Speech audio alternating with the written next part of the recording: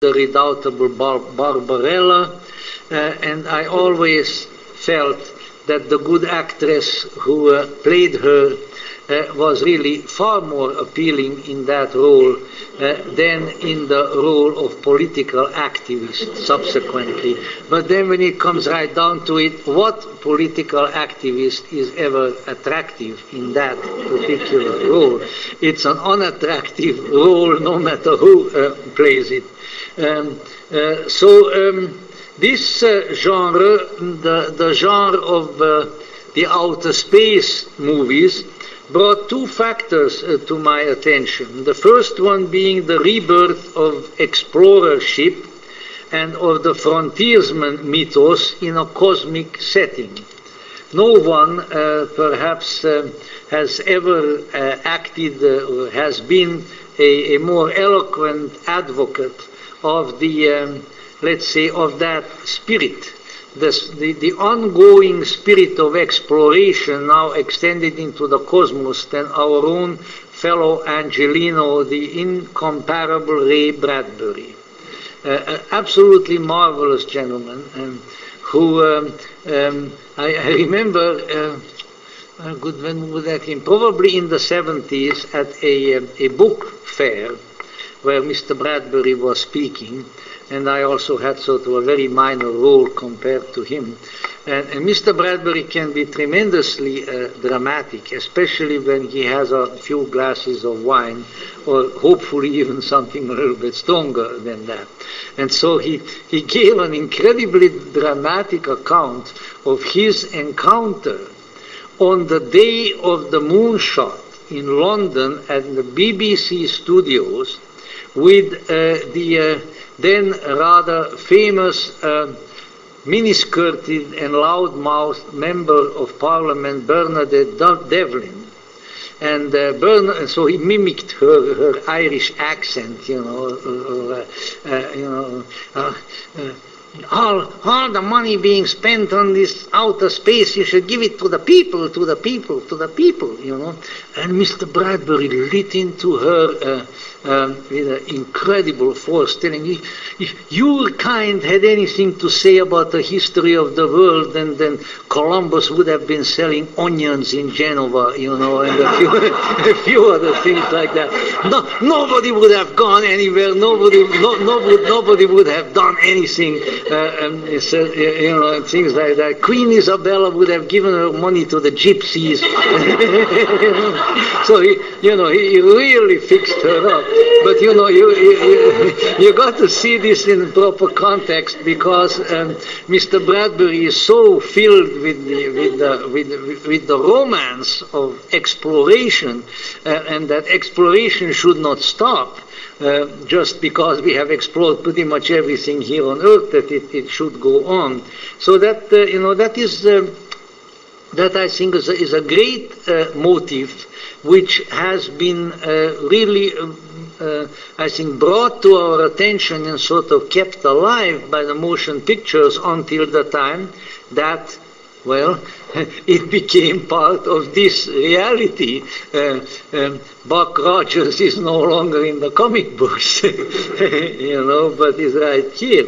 And secondly, I think they also brought another extension of reality and its modification on an unprecedented scale and level of sophistication.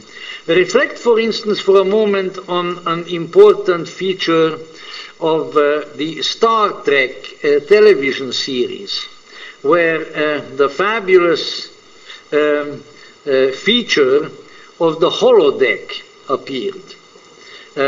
Now, this was the place where the fortunate crew of the Starship Enterprise, and I still envy them from time to time, were able to cross the barrier from being an observer of a fictional other reality to being an active participants, and then entering into the fictional reality and interact with the unreal reality in a meaningful way.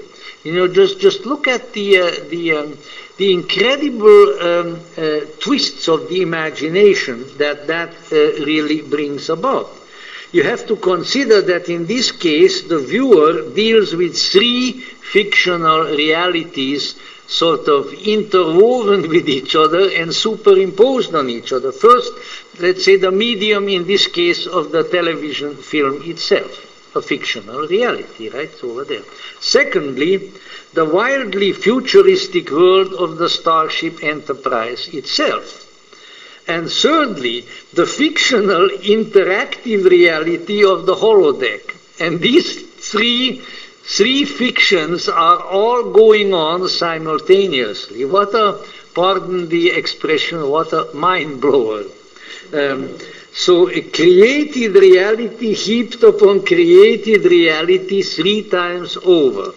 Now, you know, this sort of thing does something. When people become interested in, and maybe to some extent, what is the current expression with the journalist, embedded? You know, I always have the feeling of Christiane Amanpour lying down in a big double bed or a big king-size bed in Baghdad, which I'm sure she would do given a chance. You know, embedded, but you know, when these realities become embedded in the public consciousness, they have certain effects. And now let me move on from these on to the matrix, or the matrices, because there is still going to be another matrix film and its implications.